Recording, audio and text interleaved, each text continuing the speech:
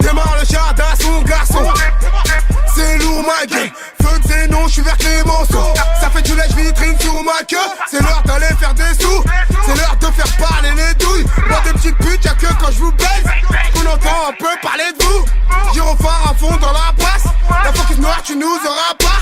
Voilà des fois j'ai des petits frissons. Comme si j'avais vu ta daronne à poil. Si tu m'aperçois sur le T-Max, nous suis pas, c'est qu'une perte de temps.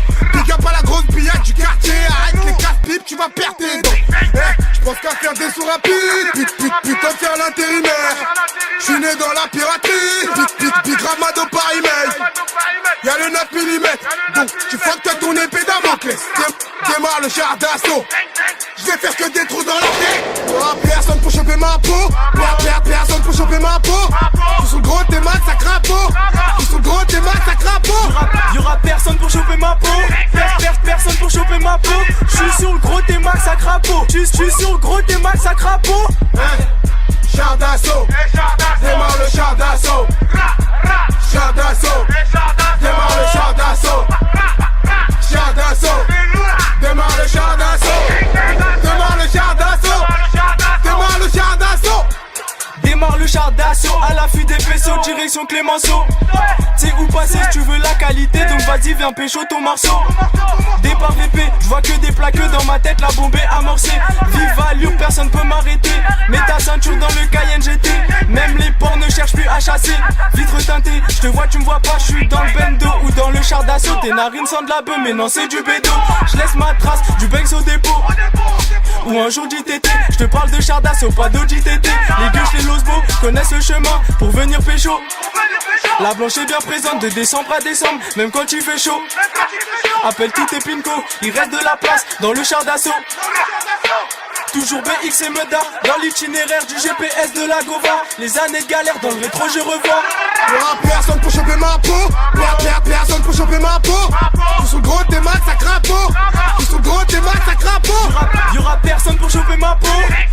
Personne pour choper ma peau. J'suis sur le gros t'es mal, ça crapaud. J'suis sur le gros t'es mal, ça crapaud. Char d'assaut. Démarre le char d'assaut. Char d'assaut. Démarre le char d'assaut. Char d'assaut. Démarre le char d'assaut. Démarre le char d'assaut. Démarre le char d'assaut. Tu veux des sous, t'as qu'à nous suivre. On fera du sol comme des pirates.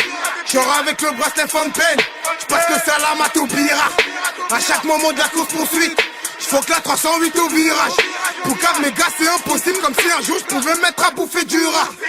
Y'a des cadavres sous le corps, y'a des balades sous le torse. J'arrive du côté passager, on prend tout, on fout le corps.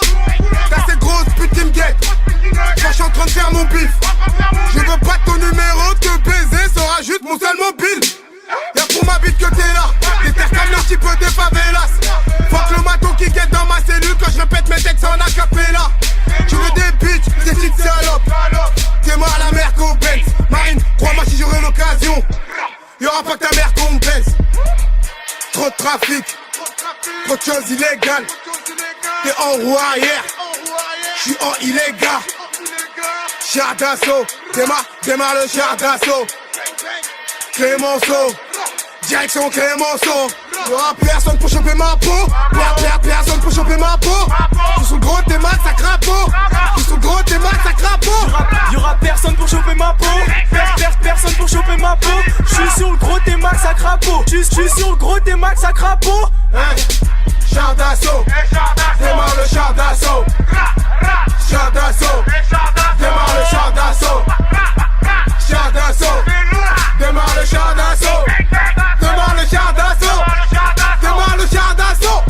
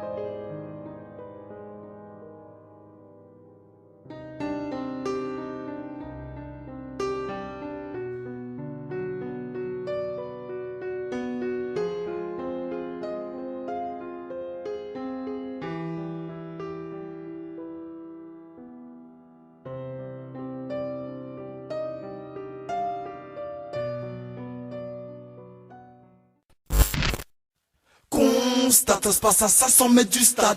La stup tourne non-stop, dans les zones instables. Oui, c'est bien réel, l'argent sale, marchand de sable. Marche pas sans armes, les mecs ont ni foi ni âme. Constate, ça se passe à 500 mètres du stade. La stup tourne non-stop, dans les zones instables.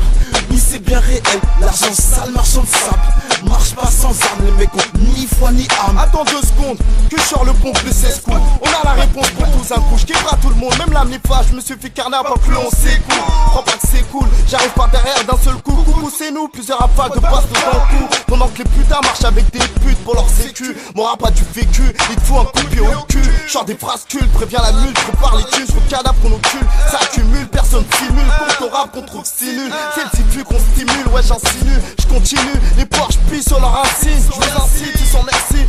Si, raptor la PC, on se méfie. Tu sais ce que ça signifie, c'est des corps concis. Mon pion sort les arbres pour fait creux. C'est notre seule consigne, c'est le contrat d'une vie crue consigne. Le bloc juste à côté de celui circoncis. Toujours au pied en cas de circonstance, entre rivales inconscients. Impossible qu'on se réconcilie, ça a aucun sens. Notre frappe de sang jusqu'à la mort, pour faire couler sang. Essaie pas de racheter une conscience, surtout si t'es une balance. Constate, ça se passe à 500 mètres du stade. La stup tourne non-stop, dans les zones instables. Oui, c'est bien réel, l'argent sale, marchand de sable. Marche pas sans armes, les mecs ont ni foi ni âme. Constate, ça se passe à 500 mètres du stade. La stup tourne non-stop, dans les zones instables. Oui, c'est bien réel, l'argent sale, marchand de sable. Marche pas sans armes, les mecs ont ni foi ni âme. À 500 mètres du stade, mes amis snap. Costaud, t'as l'air loin d'un mistade. Fini l'esclavage, je suis là dans le cul. Chef de traite à Missa. Respect à Mifa, ta sœur, pas de respect pour le tassa. C'est tard ça, écoute ça, ouais je bien tassé. La puce vient de passer, bouillant comme le fer passé. Ça va caillasser, raté en protection. Des Kaira, y'en a assez. Production, attaquant Zlatan, Milan AC. Blackjack, Akadio, bras tout cassé. Au oui, pour brasser, aucune tape embrassée. Au pays rêve d'Europe, arrivé ici comme des bracelets. La street passe comme Bruce Lee. Fuck, Broussard, pose la barbe des broussaillés. On est du Boussaïen, en super saiyan. Marche pas avec nous, super ta haine. Attendri par les turbo Cayenne. On est Carbo Hélène, Caroline. On se tient pas Caroline. Non, mode d'athlète, pas de panta jolie. Enculé, pas jolie, la petite polie. Passe nous le dire à la jupe, et pas jolie. Ou RR, personne n'est poli. On fuck la police au plus jeune âge. Dégradé, crâne mal poli. Dégage l'instru en poli. Rentre dans le beat, avec rien dans le beat. Tant pis, Saint-Denis, faut Éthiopie.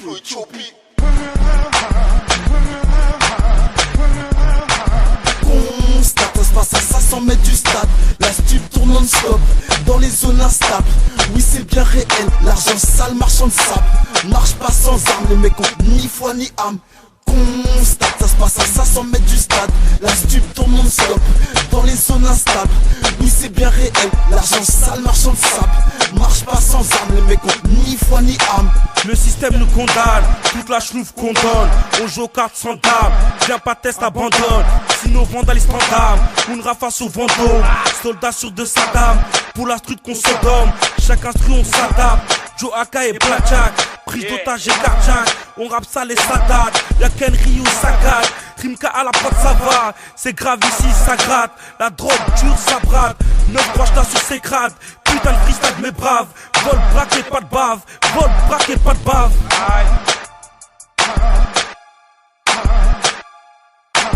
Constate, ça se passe à 500 mètres du stade. La stup tourne non-stop, dans les zones instables. Oui, c'est bien réel, l'argent sale, marchand de sable. Marche pas sans armes, les mecs ont ni foi ni âme. Constate, ça se passe à 500 mètres du stade. La stup tourne non-stop, dans les zones instables. Oui, c'est bien réel, l'argent sale, marchand de sable. Marche pas sans armes, les mecs ont ni foi ni âme.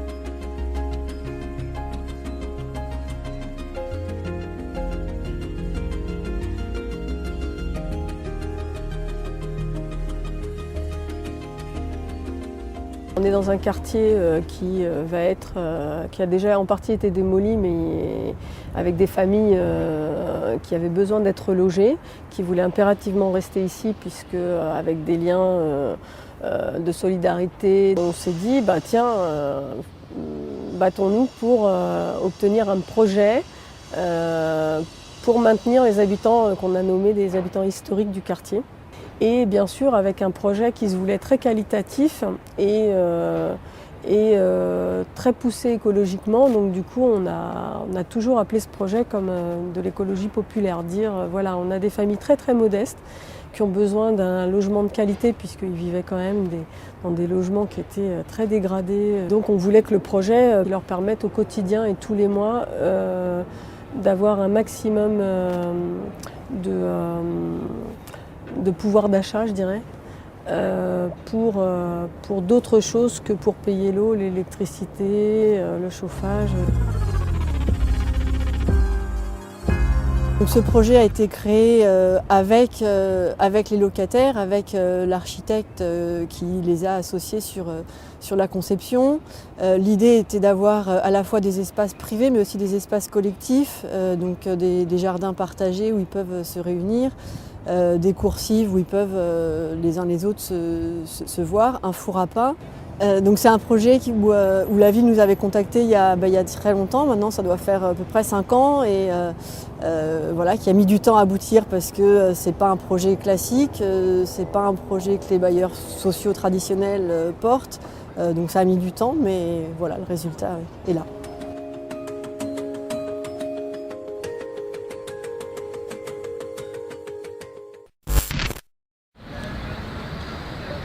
En voulant échapper à la police, un voleur s'est caché en dessous le pont du tramway à l'île de Saint-Denis.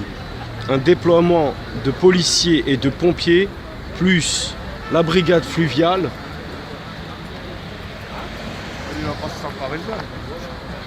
Voilà, le bateau il est là. Et l'individu s'est caché en dessous le pont. Voilà, pour une histoire de portable volé. Tout ce déploiement de policiers, de pompiers et le SAMU pour une histoire de portable. Voilà, une scène insolite. Bienvenue à Saint-Denis, 93. Ça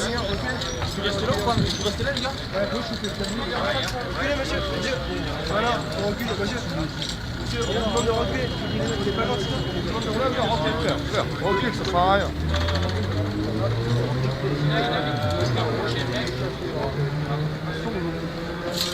Un policier armé d'un fusil à pompe pour une histoire de portable. Ah bah c'est un défaut de permis quoi. Un défaut de permis, c'est ça mon frère. Tu dis qu'il n'est pas révisé. Faire avoir une amende. Ils n'ont pas déjà contrôlé son permis. C'est ce que vous révisé, vous l'avez pas fait. Et alors, mais sérieux. Mon frère, à sa place, descends, mets-moi les menottes et c'est bon. Voilà. Là, c'est du cinéma pour eux. C'est Latina, bonne matinée, bon réveil, il est quasiment 7h du matin, nous sommes le lundi 8 août et... Y'a quelqu'un? Allô? Est-ce qu'il y a des gens qui sont debout? Qui est debout en 8 août? Bah je crois, nous. Ah, même pas 7h du matin. Non mais tu sais quoi? Je crois qu'on peut avoir de bonnes surprises, je pense qu'il y a beaucoup plus de gens qu'on ne le soupçonne qui se lèvent tôt au mois d'août.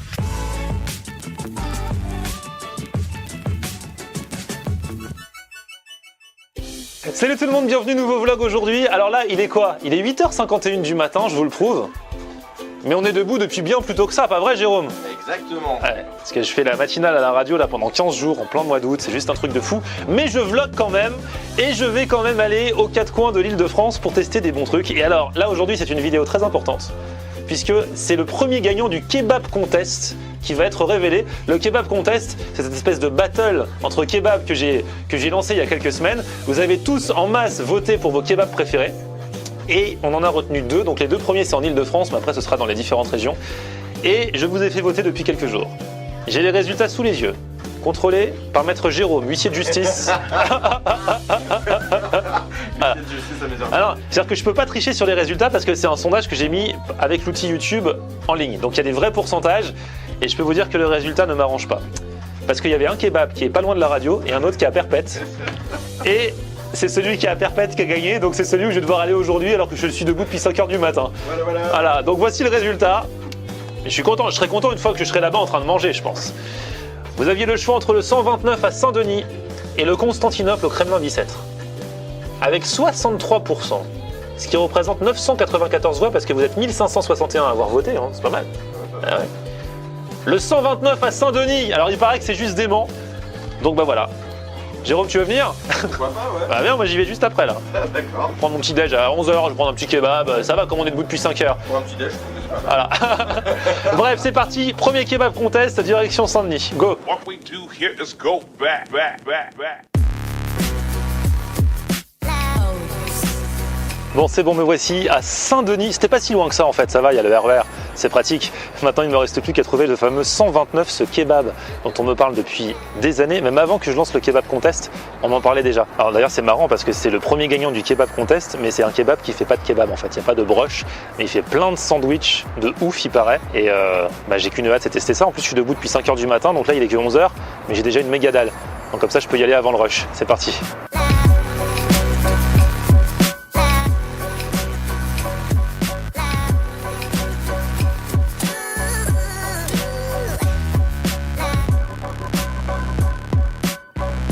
Donc voilà, ça y est, j'arrive au 129 et je vais enfin pouvoir vérifier si tout ce que vous me dites depuis des semaines est vrai, à savoir si c'est une sandwicherie qui déchire. On va voir ça. Je vais jeter un coup d'œil au menu d'abord.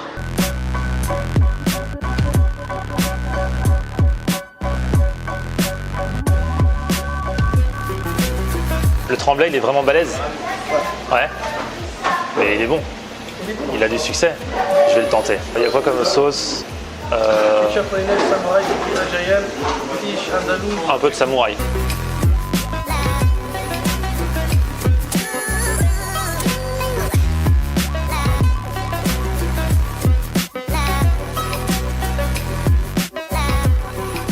Bon ça y est, je suis au 129 et j'ai une faim de loup. Je suis arrivé en plus presque à l'ouverture, donc il n'y a pas encore beaucoup de monde. C'est cool et j'ai pris le fameux tremblay. Alors le tremblay, c'est un sandwich avec 3 steaks, de l'escalope, de l'œuf, du bacon. J'ai pris avec une petite sauce samouraï. On va se tenter ça ensemble maintenant. Au 129, j'y suis enfin les gars.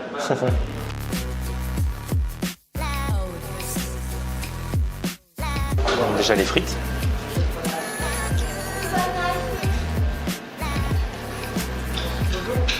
Frites fines, bonnes. Avec un peu de samouraï.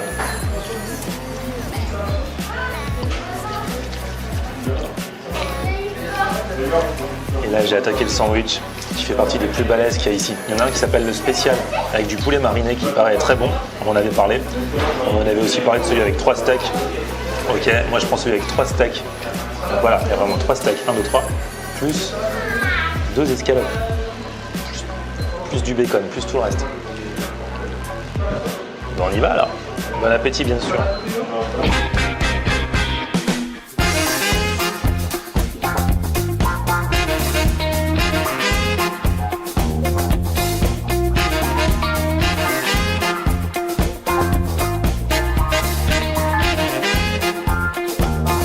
Les viandes sont bonnes. Le pain, très important le pain. Il est bon, il a la bonne texture comme on aime sur le pain. Et non, le tout est un bon mariage. Bon, bien fat, bien sûr, vous en doutez, hein, mais c'est pour ça qu'on est venu.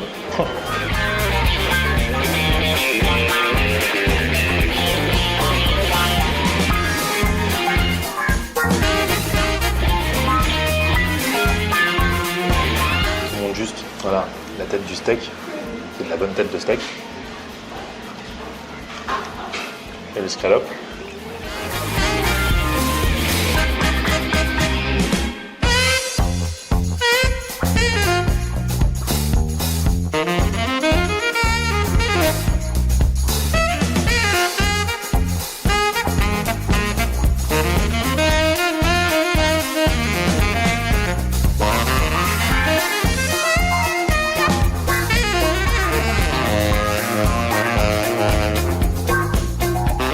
Bon bah c'était ma stock, mais j'ai bien mangé, j'ai tout fini. La preuve en image. Oui, j'ai pas fini toute la sauce samouraï, mais c'est la seule chose que je laisse. Non, c'était franchement super bon. Le 129 à Saint-Denis mérite d'être le premier gagnant du kebab contest. Au revoir, bravo. Ouais, j'espère, salut. Bah oui, j'espère. Au revoir. Bah voilà, je leur ai annoncé la nouvelle. donc le 129 est le premier gagnant du kebab contest. C'est officiel, bravo. Alors on se fait ça à la bonne franquette, il n'y a pas de tapis rouge, il n'y a pas de trophée, tout ça, c'est juste on va, on goûte et on dit que tout le monde a voté. Donc voilà, ils sont super contents, ça fait plaisir. Et vous savez qu'aujourd'hui c'est la journée internationale du chat et normalement un chat ça suit pas les gens. Oui j'avoue les chats je suis pas rassuré quand je vois un chat. Voilà. Non mais normalement un chat ça me fait pas peur, mais lui vous avez vu normalement un chat ça se sauve quand ça voit un humain. Lui il me suit. Bref voilà, le 129 à Saint-Denis, testé et approuvé, je vous fais un débrief vite fait. Là j'ai pris l'un des plus gros sandwichs qu'ils font. J'avais faim, j'avais pas mangé depuis 5 h du matin. Donc voilà, quand j'ai vu qu'il y avait 2 escalopes, 3 steaks, tout ça, de l'œuf, j'ai pris. Mais c'est vrai que bon, dans l'absolu, ça sert à rien de manger autant, mais j'ai pris du plaisir. Il coûtait 8,50 alors que c'était l'un des plus balèzes au niveau des sandwichs qu'ils proposent. Donc 8,50 avec frites et boissons. Franchement, je trouve que le prix est franchement pas abusé, donc c'est plutôt cool. Et puis les autres, ceux où il y a un peu moins de choses, étaient moins chers. Franchement, c'est pas une sandwicherie qui est chère et on sent que la viande est de qualité, donc c'est halal pour ceux qui me demandent à chaque fois. Je ne peux que valider. Voilà. Comme quoi je vois que mes abonnés ont du goût, même si je fais une spéciale dédicace au Constantinople, au Kremlin-Bicêtre, que du coup j'irai pas tester là, puisqu'il n'a pas gagné le kebab contest, mais qui est allé jusqu'en finale, qui a reçu beaucoup de votes. Et je n'en doute pas, ça doit être une super adresse aussi. Du coup je vous laisse, dans quelques jours je relancerai les votes pour un nouveau kebab contest pour savoir qui sera l'heureux élu au mois de septembre, sachant que le kebab contest je peux aussi aller dans toute la France, en Suisse, en Belgique. Donc vous pouvez voter vraiment pour qui vous voulez. Là c'est tombé en région parisienne pour ce premier épisode, donc on fera du coup hors région parisienne pour le prochain, histoire que tout le monde puisse jouer, que ça soit un vrai battle national, intergalactique peut-être bientôt. En tout cas merci d'être chaque jour de plus en plus nombreux à regarder mes vidéos, même en ce mois d'août. On continue demain avec encore un bon plan pour bons mangeurs qui devrait vous plaire. Si j'ai le courage d'y aller, parce que c'est un petit peu loin. Mais bon, quand il y a à manger, normalement, j'ai la motivation nécessaire. En attendant, abonnez-vous à ma chaîne si ce n'est déjà fait, mettez un petit pouce vers le haut si vous avez aimé cette vidéo et si vous kiffez le 129. On se retrouve également sur mon Facebook, c'est Florian en Air, sur Twitter, sur Snapchat et sur Instagram, c'est Florian en Air. Bel été, à très vite, ciao.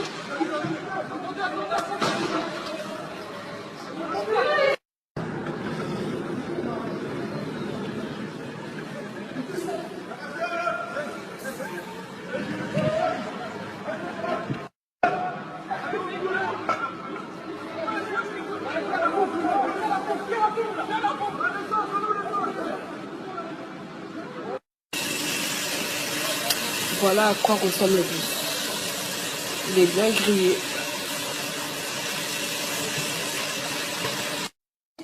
Comment il fait chaud en plus.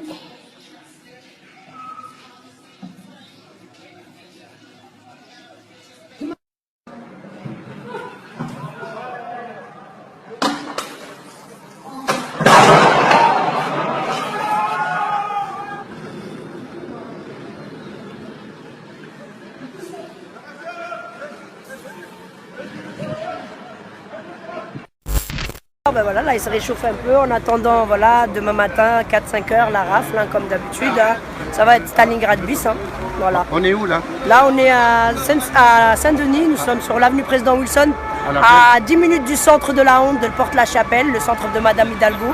Ce centre dont elle est tellement fière, ce centre qui n'a pas laissé rentrer des mineurs depuis vendredi. Ils dorment ici dans les tentes, les 2 tentes là. Ils dorment dedans depuis vendredi matin. Voilà, ils sont là, les mineurs, ils sont dedans. Et ils sont repartis, je les ai emmenés à 2 jours pour qu'ils les fassent rentrer. Et ils ont osé me dire qu'ils ne les feraient pas rentrer. Alors qu'ils ont des têtes de bébé, c'est juste incroyable. Il y en avait un qui a une balle à la jambe, le pauvre, c'est un Somalien, il est orphelin, il vivait 10 ans dans la rue en Somalie. Et d'autres plus jeunes, et puis il était malade, il avait la gorge gonflée.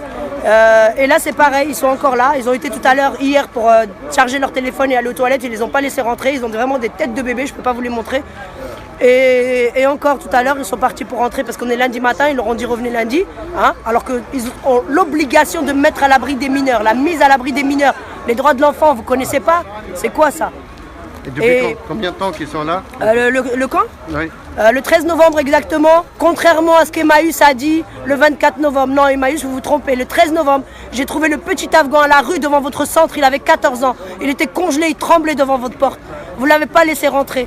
C'est une honte. De quoi ils vivent alors aujourd'hui?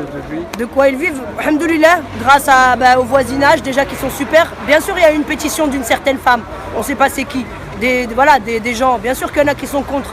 Et puis même parmi ceux qui sont contre, il y en a qui sont contre, mais ils veulent quoi? Ils veulent d'une mise à l'abri. Ils veulent pas qu'on les dégage, qu'on les envoie dans leur bled ou qu'on les rafle comme des malpropres, hein, comme ils leur font devant le centre, les gazer, les matraquer. Voilà. Il y en a une minorité qui veulent vraiment la rue nettoyer du genre. Mais il y en a beaucoup qui ont été là, qui font les petits déj, qui nous soutiennent, que ce soit les jeunes ou les grands ou les petits, qui font à manger pour le camp, qui, voilà, dans le quartier, ils sont... Les actions de solidarité. Voilà, les actions de solidarité, elles ont été super. Le manger, la nourriture à midi, puis je faisais les plannings aussi des amis qui ramenaient, des associations, check-moi ça, merci, barakallahu fikoum. D'autres encore, je ne vais pas citer tout le monde, des gens qu'on voyait même pas pendant toutes les journées. Hein. Le jour de l'évacuation, ils étaient tous là devant les télés. Voilà, j'ai rien compris. C'est avant qu'il faut être là, c'est pas à la fin quand ils viennent les ramasser. D'accord? Qu'est-ce qui est prévu pour demain alors finalement? Ça va être pareil, hein, des camions un peu partout, ils vont nous encercler, ça va être une nasse, voilà, on reste dans la nasse et puis... Là, ce qu'on fait, on est en train de préparer l'évacuation, c'est-à-dire qu'on leur donne des sacs à dos, des cabas ou des valises, voilà. D'accord. Ouais, des amis, voilà, qui sont venus pour qu'on puisse, qu'ils puissent ranger leurs affaires, qu'ils puissent être prêts. Et il faut savoir que quand ils sont prêts, même s'ils sont prêts à Stalingrad, la police les avait même pas laissé prendre leur basket. Un mec, ils l'ont tiré, il est tapé à la tête, assis debout, c'était vraiment...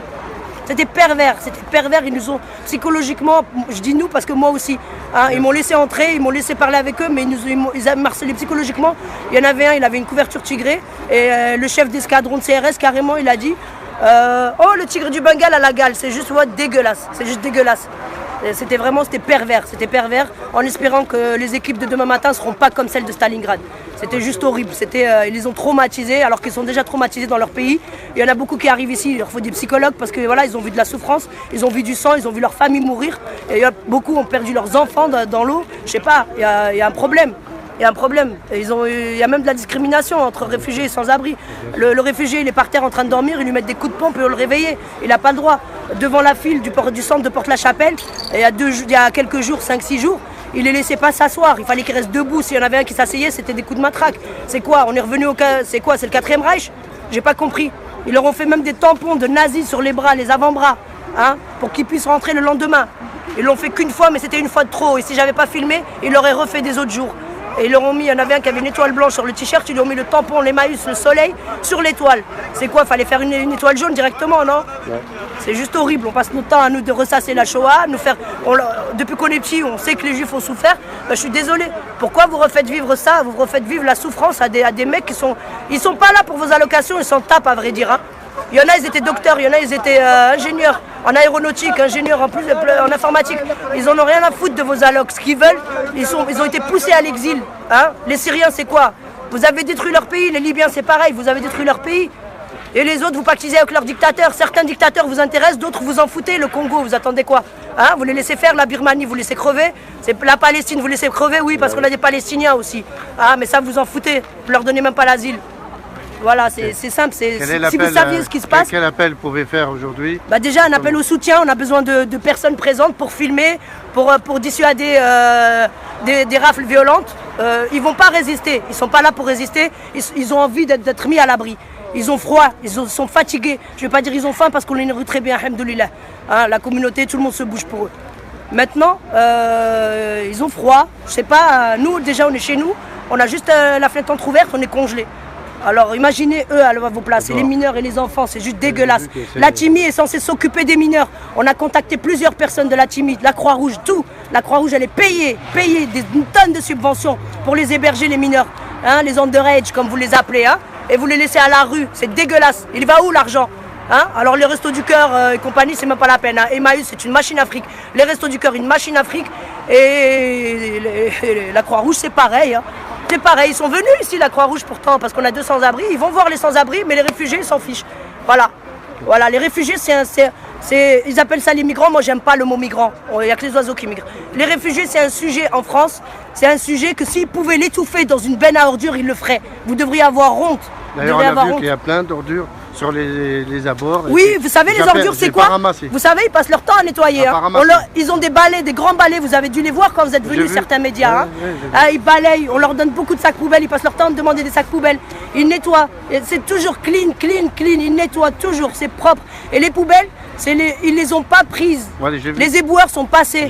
Ils ont fait exprès de les laisser là. Merci en tout cas. De rien. Merci.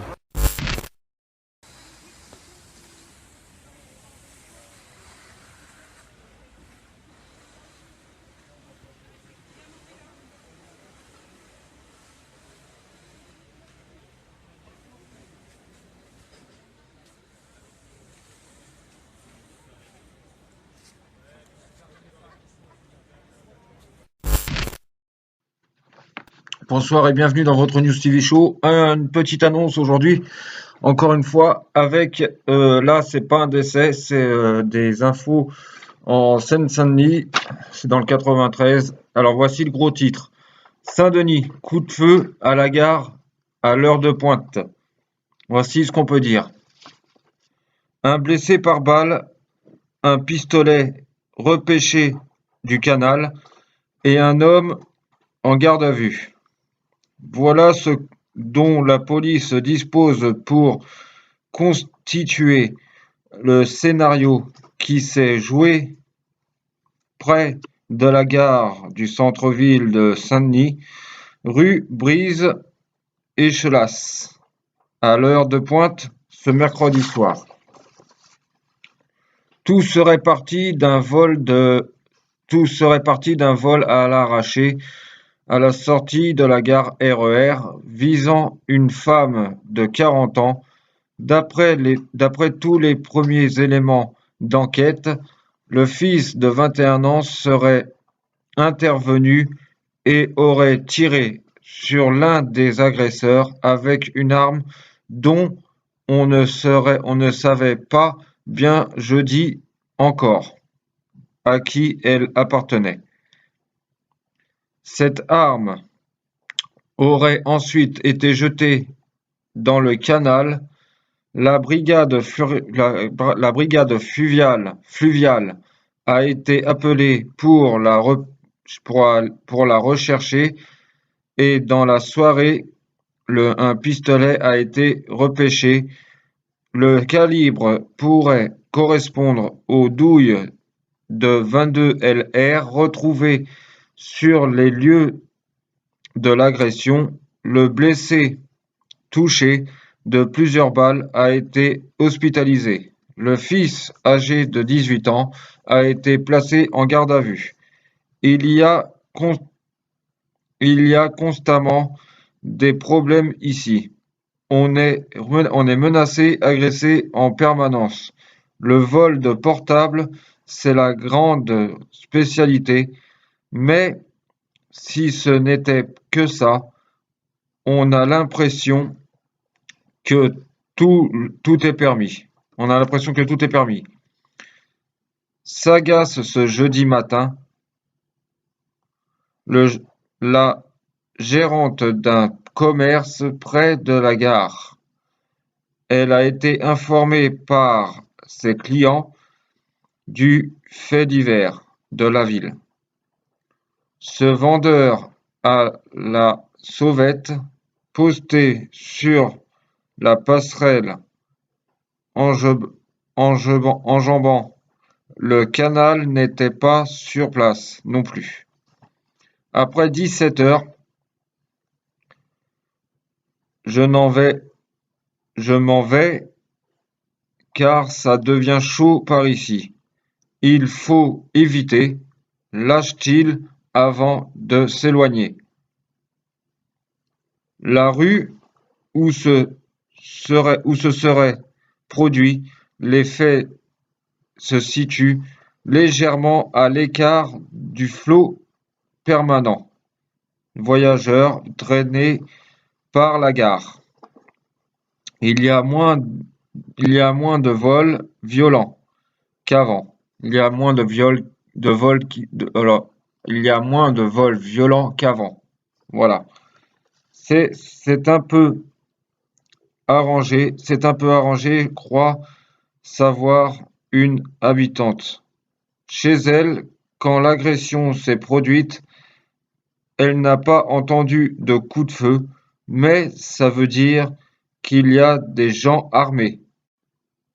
S'inquiète la quadragénaire, réclamant encore plus de présence policière autour de la gare. Voilà. Voilà ce qu'on peut dire pour l'instant là-dessus. C'était à Saint-Denis apparemment, d'après ce que j'ai compris, c'était à Saint-Denis. Voilà.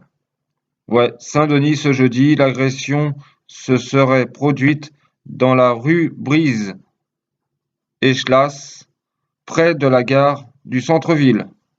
Voilà ce qu'on peut dire pour le moment. Je vous souhaite une excellente soirée en espérant que ce sera la dernière pour aujourd'hui. Et demain, c'est le dernier jour du mois, dernier jour de l'année, donc on va faire la fête. Enfin, faire la fête, voilà, pour passer en 2017. Bonne soirée à vous, c'était votre News TV Show.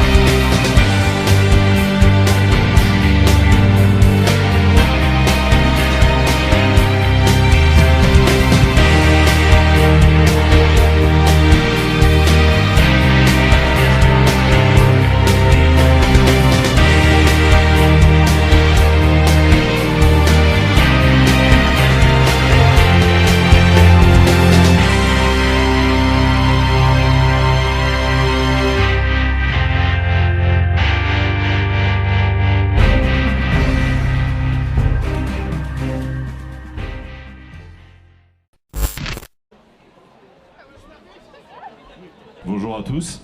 Quand on m'a sollicité éventuellement pour être présent lors de cette remise de diplôme, j'ai pas du tout hésité parce que voilà, je connais un peu Paris 8, je suis un peu un local de l'État parce que j'ai habité à Saint-Denis 35 ans, donc je connais bien. Je suis allé à la fac à Paris 8 moins longtemps, 1 mois, mais je connais du coup un petit peu quand même. Et du coup voilà, je connais bien les valeurs de cette université et du coup ça m'étonnait qu'à moitié qu'il y ait ce genre de remise de diplôme. Et du coup voilà, je trouve que c'est une très très belle initiative et ça me fait très plaisir d'être là symboliquement pour cette remise de diplôme. Donc merci à vous tous d'être là, merci à l'université, à sa présidente. Et puis après la remise des diplômes, j'aurai le plaisir de vous faire un petit slam. Merci. C'est un texte que j'ai écrit il y a pas mal de temps, presque une quinzaine d'années, à quelques centaines de mètres d'ici. C'est un texte local. Je voudrais faire un slam pour une grande dame que je connais depuis tout petit. Je voudrais faire un slam pour celle qui voit ma vieille canne du lundi au samedi. Je voudrais faire un slam pour une vieille femme dans laquelle j'ai grandi. Je voudrais faire un slam pour cette banlieue nord Paname qu'on appelle Saint-Denis. Prends la ligne D du RER et erre dans les rues sévères d'une ville pleine de caractère. Prends la ligne 13 du métro et va bouffer au McDo ou dans les bistrots d'une ville pleine de bonnes go et de gros clando. Si t'aimes voyager, prends le tramway et va au marché. En 1 heure, tu traverseras Alger et Tanger. Tu verras des Yougos et des Roms, et puis je t'emmènerai à Lisbonne. Et à 2 pas de New Delhi et de Karachi, t'as vu, j'ai révisé ma géographie. Je t'emmènerai bouffer du mafé à Bamako et à Yamoussoukro. Ou si tu préfères, on ira juste derrière manger une crêpe là où ça sent Quimper et où c'est un petit air du Finistère. Et en repassant par Tizi Ouzou, on finira aux Antilles. Là où il y a des grosses renois qui font toi aussi là, Kaouka fait là, ma fille. Au marché de Saint-Denis, il faut que tu sois zigfi. Si t'aimes pas être bousculé, tu devras rester zen. Mais sûr, tu prendras des accents plein les tympans et des odeurs plein le zen. Après le marché, on ira chez Mar, rue de la République, le sanctuaire des magasins pas chers, la rue préférée des petits rebeux bien sapés aux petits talons et aux cheveux blonds peroxydés. Devant les magasins de zouk, je t'apprendrai la danse. Les après-midi de galère, tu connaîtras l'errance. Si on va à la poste, je t'enseignerai la patience. La rue de la République mène à la basilique où sont enterrés tous les rois de France, tu dois le savoir. Après géographie, petite leçon d'histoire. Derrière ce bâtiment monumental, je t'emmène au bout de la ruelle, dans un petit lieu plus convivial. Bienvenue au café culturel.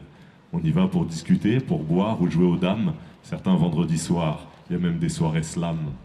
Si tu veux bouffer pour 3 fois rien, je connais bien tous les petits coins un peu poisseux. On y retrouvera tous les vauriens, toute la jet set des aristocrasseux. Le soir, il n'y a pas grand chose à faire, il n'y a pas grand chose d'ouvert. À part le cinéma du stade où les mecs viennent en bande. Bienvenue à Kairaland. Ceux qui sont là rêvent de dire un jour je pèse et connaissent mieux Cool Chain sous le nom de Bruno Lopez. C'est pas une ville toute rose, mais c'est une ville vivante. Il se passe toujours quelque chose, pour moi elle est kiffante.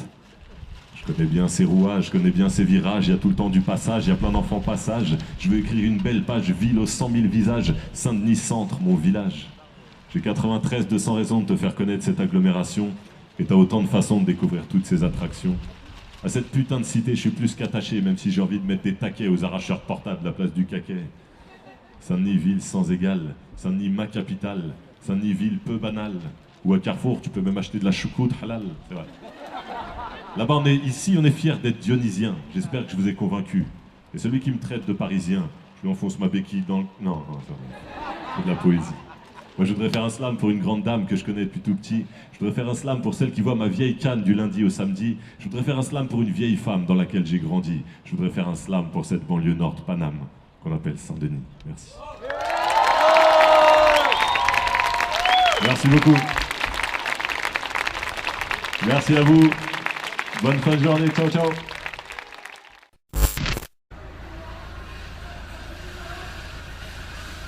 T'as un mec qui se crame au commissariat là. C'est un truc de fou là.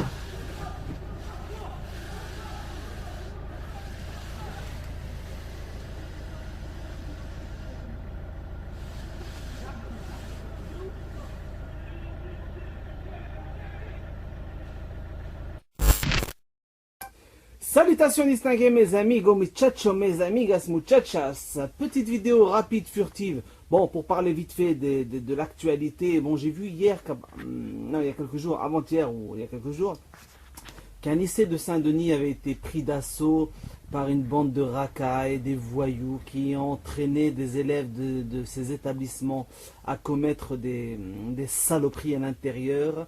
Bon, j'imagine que ça, c'est toujours pareil, ce sont toujours les mêmes, évidemment, qui cherchent à salir notre image d'enfants issus de l'immigration, alors que nous sommes dans notre grande majorité des gens intégrés, entre guillemets, même si j'aime pas trop ce mot-là.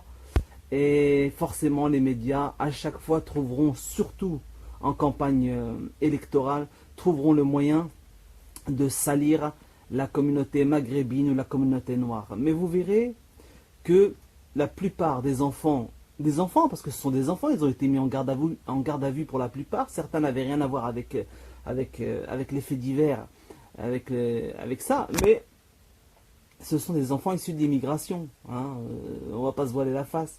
Et donc malheureusement, ça continue, ça continuera toujours. De toute façon, on sera nos enfants, nos petits frères, nos petites sœurs et tout ça. Non, pas les petites sœurs, c'est rare. Même s'il y a eu dans ces violences là, dans les lycées, il y a eu des filles, hein, il y a eu des meufs. C'est ça qui est extraordinaire, hein, de plus en plus de racaillettes, hein, de plus en plus, hein, puisqu'elles se sentent obligées d'être violentes pour s'intégrer, pour faire voir qu'elles ont des cocognettes, hein, face aux racailles.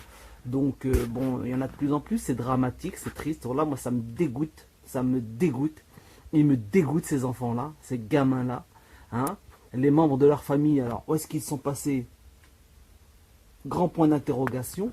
Ce qu'il faut, c'est que nous autres, enfants issus d'immigration, africaine, maghrébine ou autre, qu'on condamne ces gamins-là. Hein. Que lorsqu'on les croise, qu'on leur dit vous êtes des voyous, vous êtes de la raclure de bidet, d'accord? Vous salopez l'image de nos parents qui sont arrivés ici même s'ils ont été pour la plupart exploités, ils sont arrivés en paix. Ils nous ont éduqués pour qu'on soit des gens bien, d'accord? Mais il se trouve qu'effectivement, il y a les jeunes générations qui se sont mariées et qui ont mis au monde des enfants, mais qui les ont laissés, tu sais, parce que à cause des divorces, etc., etc. Et le résultat, il est là. Le résultat est là. Le résultat est que ça devient des voyous, hein, ni père ni mère, hein, juste le terre-terre. C'est dramatique. Franchement, c'est vraiment dramatique. Je suis dégoûté. D'autant qu'on est dans une société où, franchement, tout part à volo. Tout part à volo. Tout part à volo.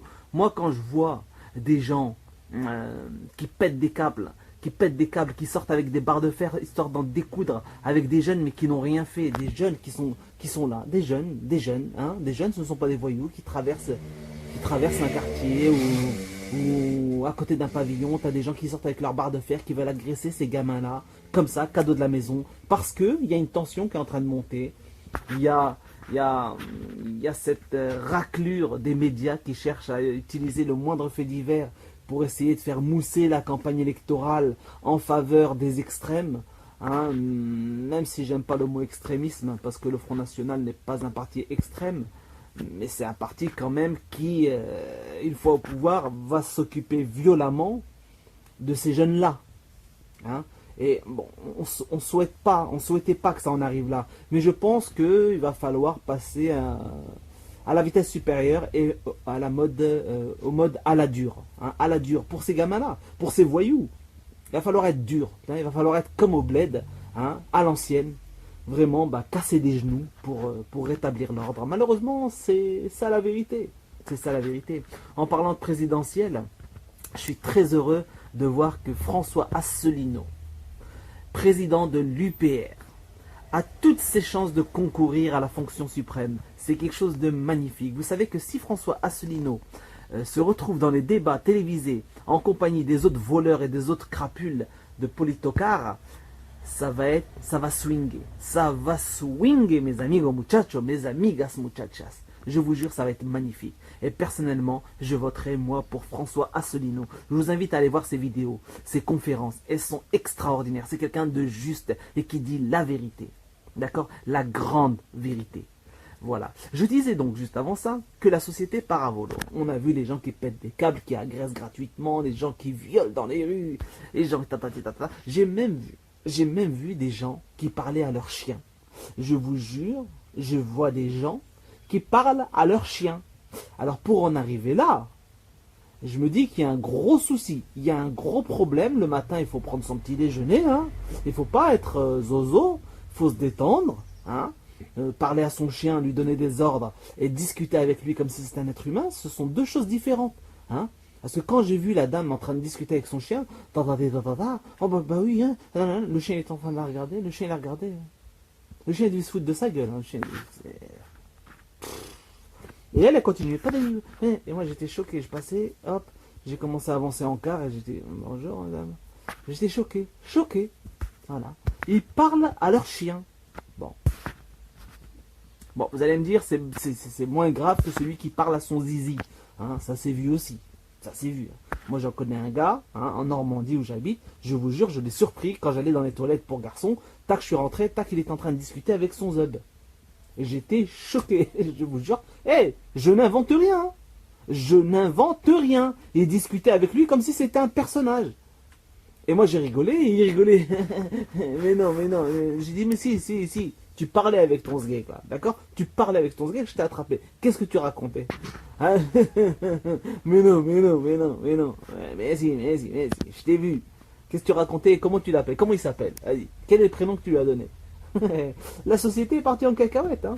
Donc voilà, je tenais à vous dire ça. Franchement, les gens, mobilisez-vous pour choper les petites racailles et dites-leur d'arrêter. Franchement, ils nous salopent. Salutations distinguées, mangez des kiwis ou pas, franchement, j'en ai rien à foutre. Passez un très bon week-end, le temps est magnifique. Profitez-en.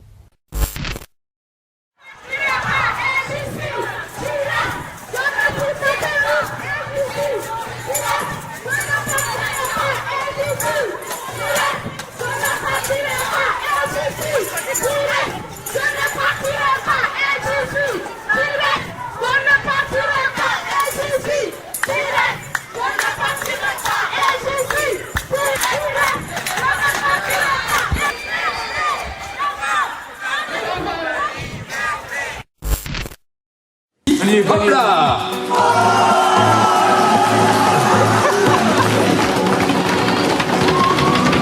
En fait, vous êtes des grands starbés, quoi.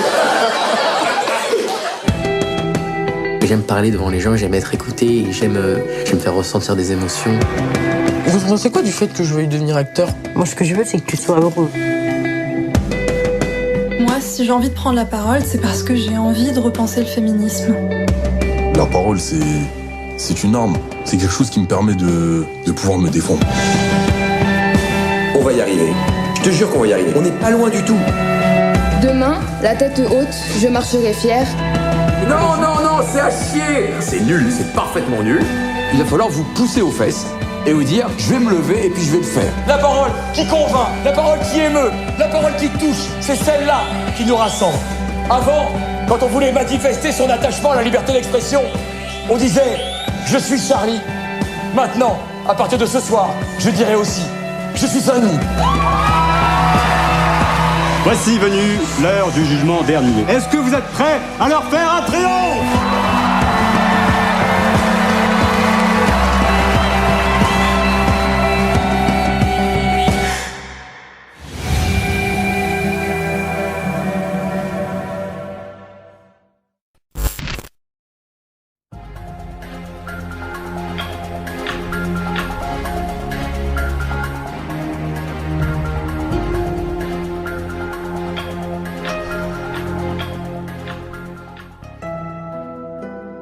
Nous sommes ici devant la basilique Saint-Denis, ancienne abbatiale, puis basilique, puis cathédrale, le lieu d'inhumation des rois de France. Et ce monument a fait l'objet depuis quelques années d'une véritable redécouverte.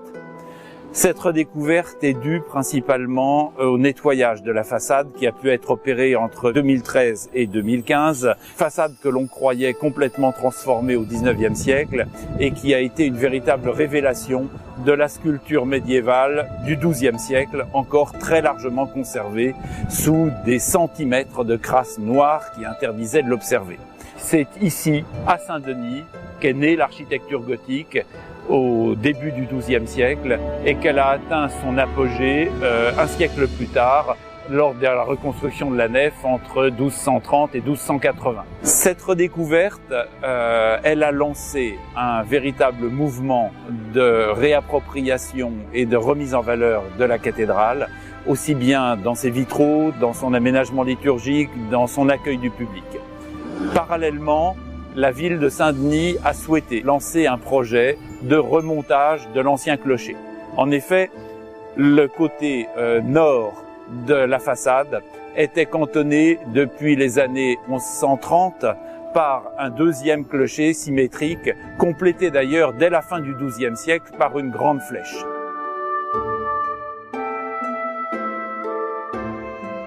Cette façade est une façade radicalement nouvelle alors en Île-de-France. C'est la première façade à 2 tours, héritée des grandes façades normandes. C'est une façade avec 3 portails sculptés qui, eux, au contraire, semblent trouver leur origine en Bourgogne. C'est une façade presque harmonique avec une ambition d'aspect d'arc de triomphe, dont les origines sont évidemment romaines au sens de la Rome à la fois antique et pontificale de l'époque. On est donc véritablement dans un monument totalement novateur qui essaye de faire la synthèse des grands acquis architecturaux de l'époque à travers l'Europe. Non seulement cette façade a une mission d'afficher la grandeur de l'abbatiale aux yeux des fidèles, mais c'est également une façade qui a un rôle liturgique. On est à une époque où subsiste la liturgie carolingienne, et cette liturgie carolingienne est une liturgie itinérante, où selon les périodes de l'année, les cérémonies se déroulent dans un endroit ou dans un autre de l'abbatiale. Et notamment à la période de Pâques, la liturgie se déroule dans le Massif occidental avant d'être reportée le jour de Pâques sur le Grand Autel. Donc c'est une liturgie qui date du IXe siècle et qui perdure largement au XIIe. Cette liturgie impose qu'il y ait plusieurs jours de cérémonie, plusieurs jours de messe qui se déroulent à l'occident de la basilique. Les portails occidentaux sont fermés et un autel provisoire, somptueux, est montée au revers des portails. Cette notion de cérémonial itinérant, nous l'avions ici à Saint-Denis, à cela près que dans une conception architecturale nouvelle, qui perçait la façade de 3 portails, il y avait antinomie entre l'accessibilité au rez-de-chaussée et le déroulement de ces cérémonies. Donc les chapelles où se déroulaient ces cérémonies sont montées au premier étage. Et vous avez là 3 chapelles qui étaient des chapelles avec des autels, ce qui justifie une architecture tout à fait somptueuse, voûtée à une époque où les églises sont très rarement voûtées. Ici, ce sont pratiquement les premières voûtes de la basilique de Saint-Denis, avant la construction du chevet et la reconstruction de la nef.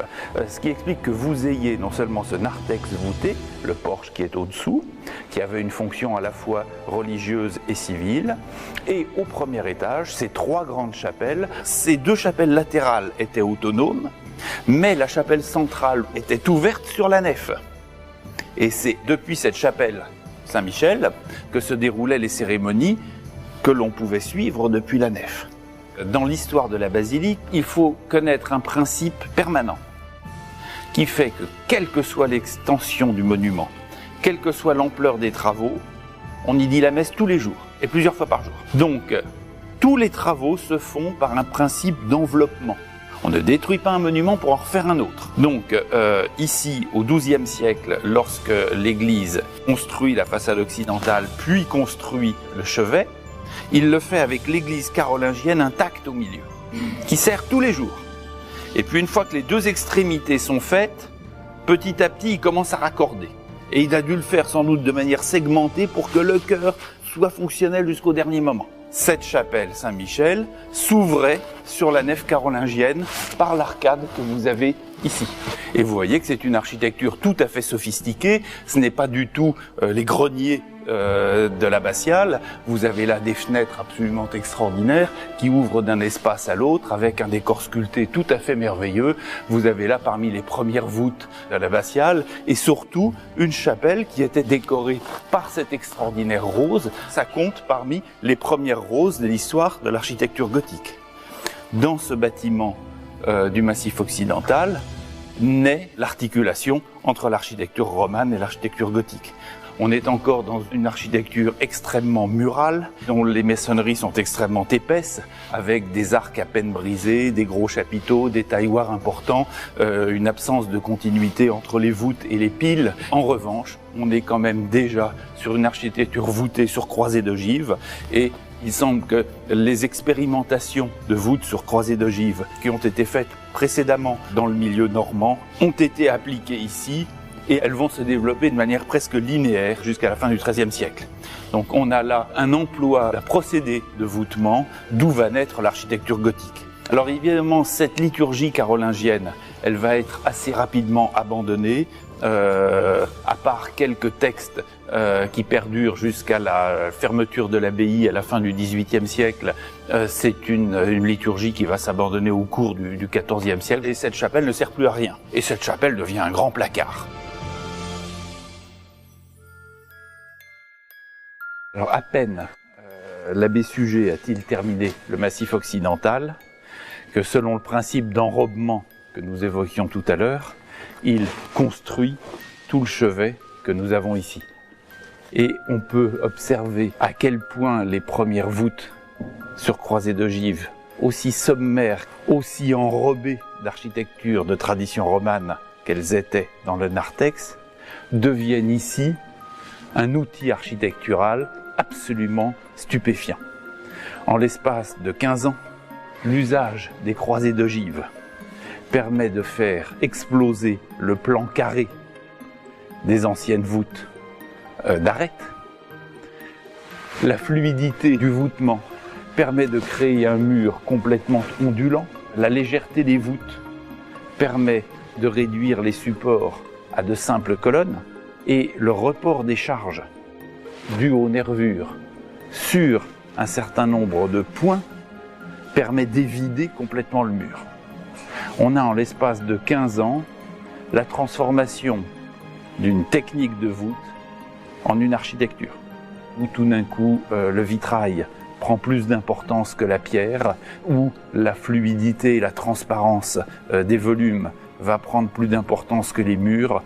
On est là dans véritablement l'invention de l'architecture gothique. Et tout se fait en 15 ans. Alors à partir de 1236, un siècle après les premiers travaux de Suger, l'abbé de Saint-Denis, Eudes Clément, décide de reconstruire toute l'église entre les deux extrémités reconstruites par Suger. Avec cette véritable cathédrale de lumière, là nous ne sommes plus aux prémices de l'architecture gothique, nous sommes à son aboutissement. C'est plus de surface vitrée que de surface de mur. Saint-Denis, l'Aréopagite, avait développé l'idée que la lumière était le support du message divin. À d'autres époques, c'est la voix ou l'image ou le texte. Cette notion de médiation du message divin, elle a varié au cours de l'histoire et selon les religions.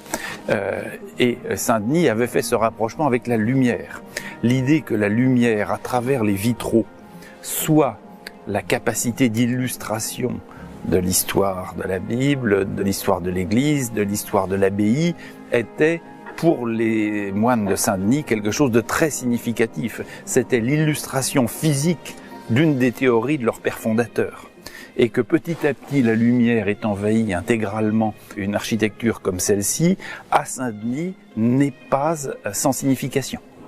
Nous sommes là dans une abbaye qui est devenue officiellement le lieu d'inhumation des rois de France, une abbaye qui a pris une ampleur à la fois politique et représentative tout à fait majeure. Non seulement l'abbé Suger est régent de France, mais ses successeurs aussi.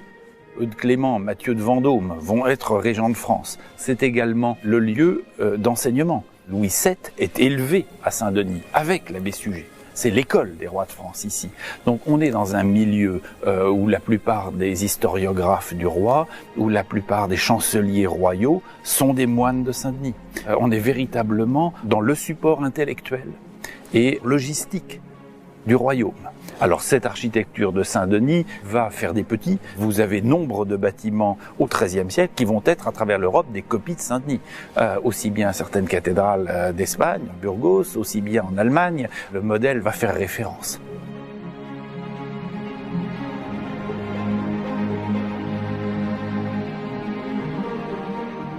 Les sous-sols de l'abbaye, c'était le lieu où avait été enterré Saint-Denis, au début dans la fosse d'un cimetière. Autour de cette fosse symbolique, autour de l'inhumation de Saint-Denis et de ses deux acolytes, il y avait là tout le pèlerinage qui s'organisait à travers ce couloir de circulation arrondi qui était éclairé par ces petits soupiraux. Et ce lieu de pèlerinage s'est amplifié avec le temps, avec la chapelle qui est derrière nous, avec deux chapelles latérales. Puis, lorsque Suger a reconstruit le chœur, il a enveloppé tout ce lieu de pérégrination par cet immense déambulatoire avec ses chapelles rayonnantes qui portent celles que l'on a vues au-dessus. Et avec l'avancement du temps, les inhumations royales ont fini par envahir tout cet espace central qui était devenu le caveau de la famille de Bourbon. Donc tous les rois de France, depuis Henri IV jusqu'à Louis XVIII, ont été enterrés ici. Alors ces éléments ont été vidés à la Révolution, puis ici, devant vous, Napoléon III avait fait construire son caveau, et c'est ce caveau qui a été détruit dans les années 1950 pour commencer des fouilles archéologiques. Et puis les fouilles archéologiques ont avancé sous la moitié de la nef, et tout ce qui a été trouvé était mis dans le jardin. Il y a encore 4 ans, ici, c'était vide. On a rentré plus de 50 sarcophages qui avaient été sortis et qu'on a remis en place avec les plus anciens d'entre eux au premier plan, et puis après les sarcophages mérovingiens et carolingiens, et vous voyez à droite et à gauche qu'on a mis à une hauteur différente pour bien montrer qu'il y avait là une sédimentation des sarcophages les uns sur les autres, vraisemblablement 2 sarcophages royaux du XIIe siècle.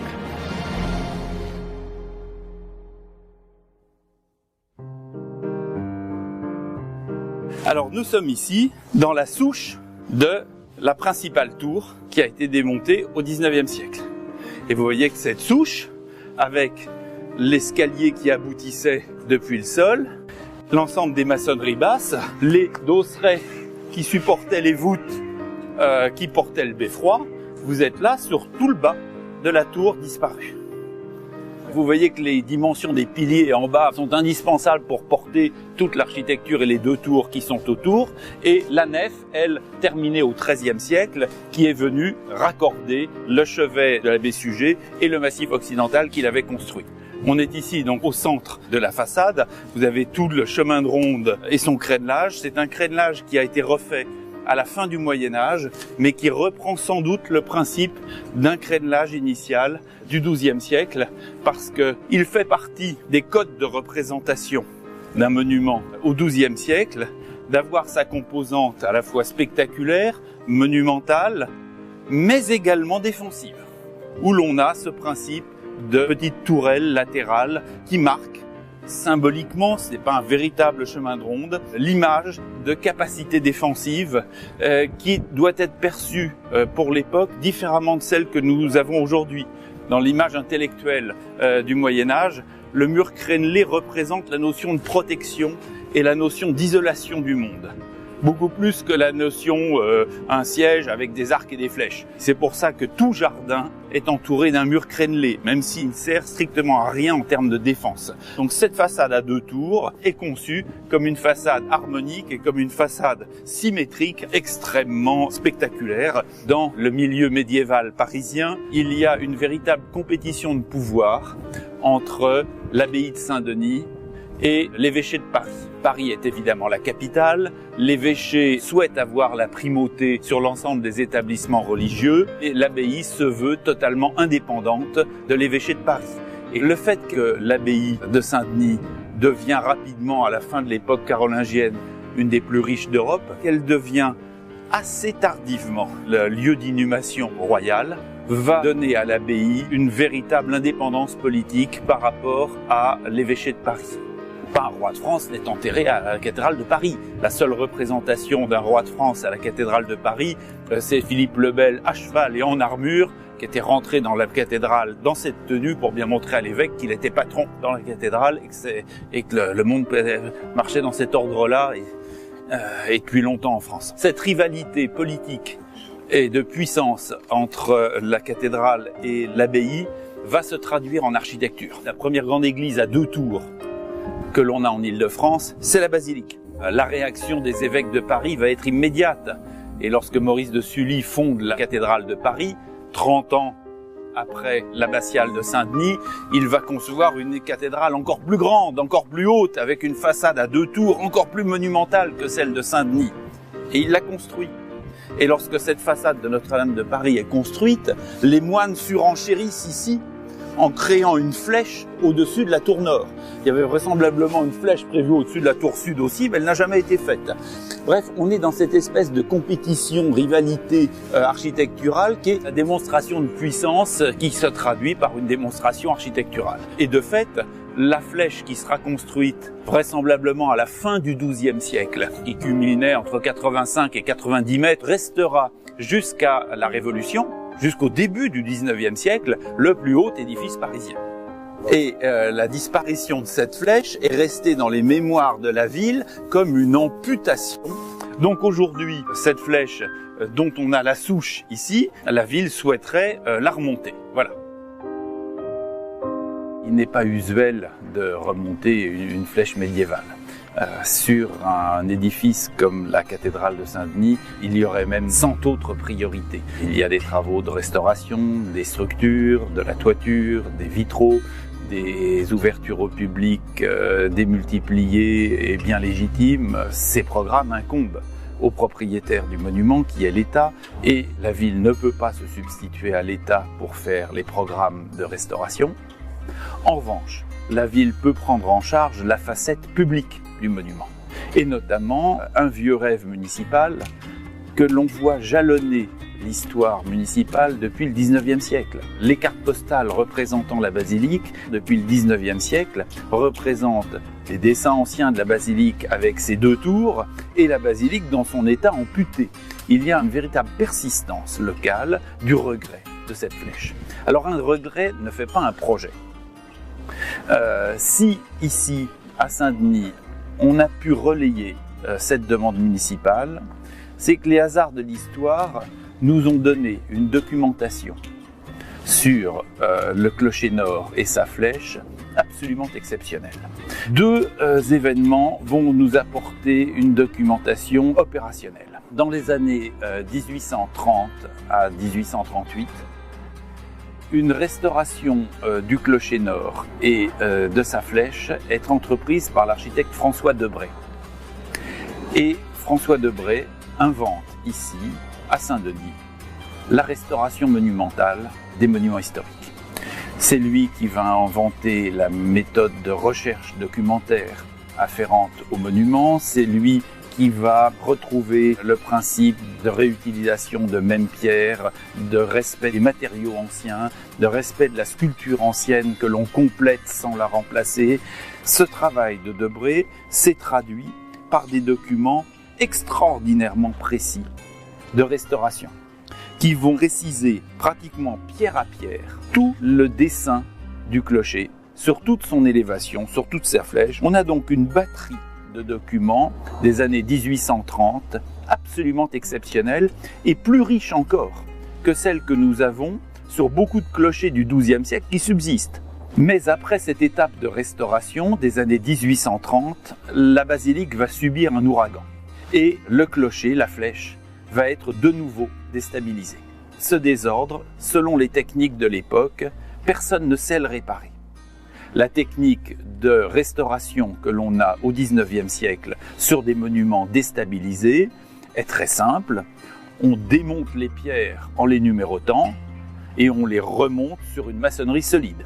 Ce démontage des maçonneries qui est effectué dans les années 1846-1847 va nous valoir une deuxième série de documents qui cette fois-ci sont le manuel de démontage-remontage. Couche de pierre par couche de pierre, depuis le haut du clocher jusqu'à la souche qui subsiste aujourd'hui, nous avons un relevé extraordinairement précis, cette fois-ci de l'intérieur même des façades. La profondeur de chaque pierre, sa dégradation, des fissures, des parties de blocage, les déformations des pierres, que ce soit des déformations structurelles venues dans le temps ou des déformations de construction pour corriger des perceptions optiques.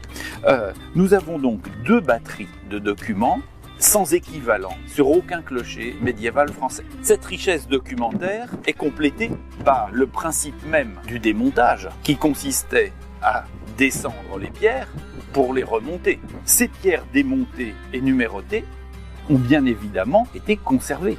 Et aujourd'hui, nous retrouvons partout autour de la basilique le stock de ces pierres où vous voyez les écailles des flèches, les chiffres de remontage. Nous avons le manuel du Lego et les briques du Lego. Certes, pas toutes les briques, parce que dès les années 1860, l'architecte Viollet-le-Duc propose de démolir tout le massif occidental ancien pour faire une façade moderne, avec d'ailleurs deux flèches identiques à la précédente et cette fois-ci symétriques.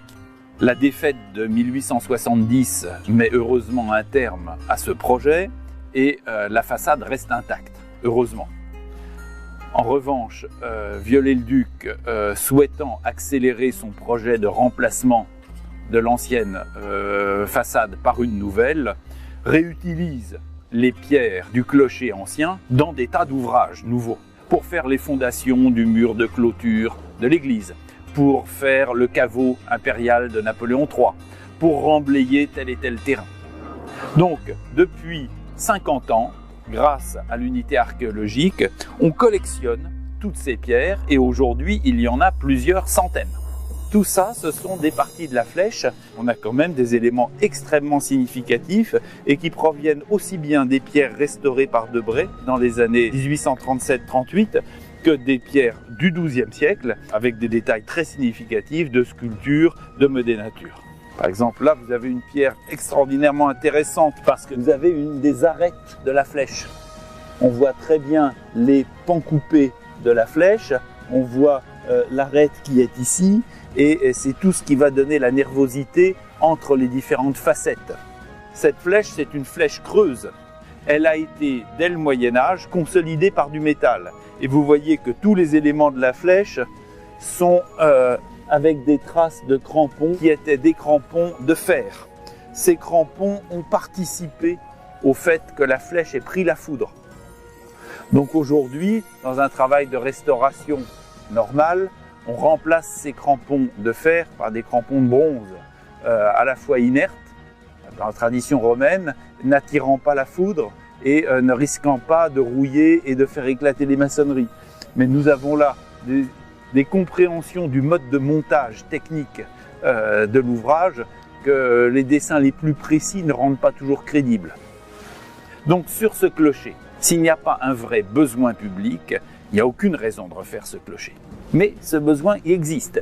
Et les projets de reconstruction du clocher sont des projets anciens. Le premier projet de reconstruction du clocher ici date de 1980, en son temps approuvé par le ministère de la Culture. Ce projet n'avait pas eu de suite parce qu'il n'y avait pas eu de financement. Mais comme personne n'a étudié le remontage, les chiffres les plus fous ont pu être lancés sans pour autant être justifiés par quoi que ce soit. Très clairement, personne ne veut que la construction de ce clocher vienne au détriment de la restauration de la Grande Rose, de la restauration des vitraux, de la restauration du monument. En revanche, il existe des expériences de chantiers visitables financièrement équilibrés. Depuis 20 ans, je suis l'architecte du château de Guédelon sans aucune subvention publique. Toute la Sagrada Familia est construite par le financement des visiteurs. Il y a des modèles économiques qui permettent d'envisager la construction de cette tour sans un centime qui serait pris au détriment des travaux de restauration. Je dirais même que la dynamique publique lancée par ce chantier est capable de démultiplier la fréquentation des visiteurs de la basilique et est capable de susciter un intérêt public pour les travaux de restauration que nous n'avons pas aujourd'hui. Nous atteignons donc un degré de faisabilité que nous n'avons nulle part ailleurs et qui, pour une fois, permet d'envisager raisonnablement le remontage de ce clocher.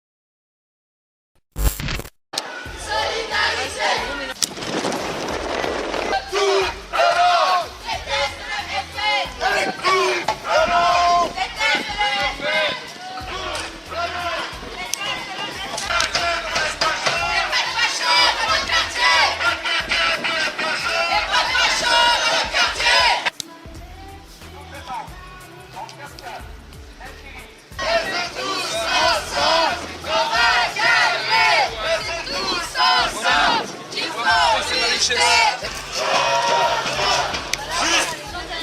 pour rappeler que l'année dernière, on était déjà en manifestation sur cette période, parce qu'on était en mouvement contre la loi travail.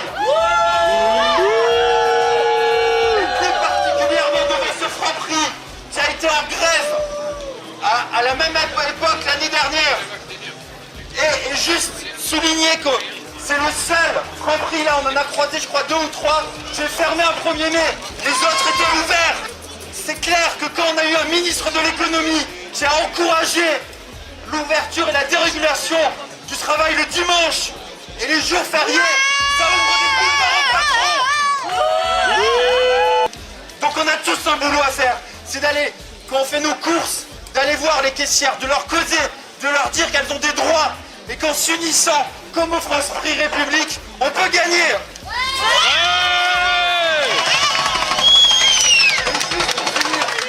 Quoi qu'il arrive, dimanche prochain, les conventions collectives, la loi travail c'était l'épisode 1, ils vont continuer à déréguler les conventions collectives et notamment revenir sur tout ce qui est rémunération, parce que c'est ça l'objectif, que les salaires se négocient au niveau de chaque boîte. Et là aussi, je pense que quoi qu'il arrive, il faudra construire un rapport de force collective, tous ensemble.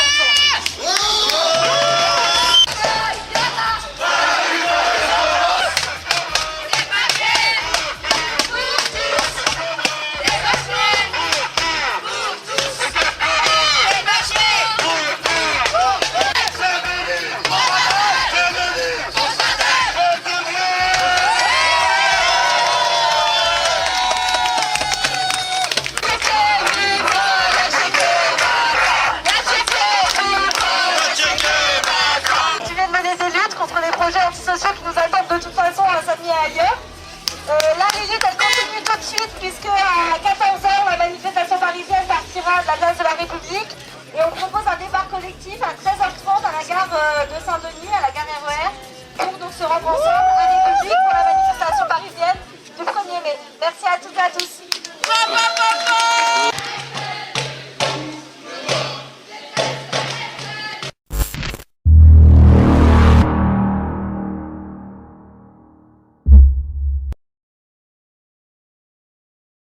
Rami Projet Tour, on est à Saint-Denis. Ouais, Rami, Projet Tour.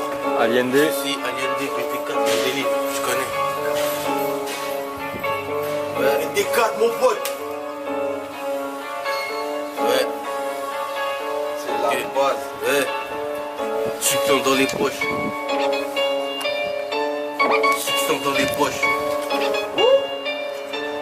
Succion dans les poches.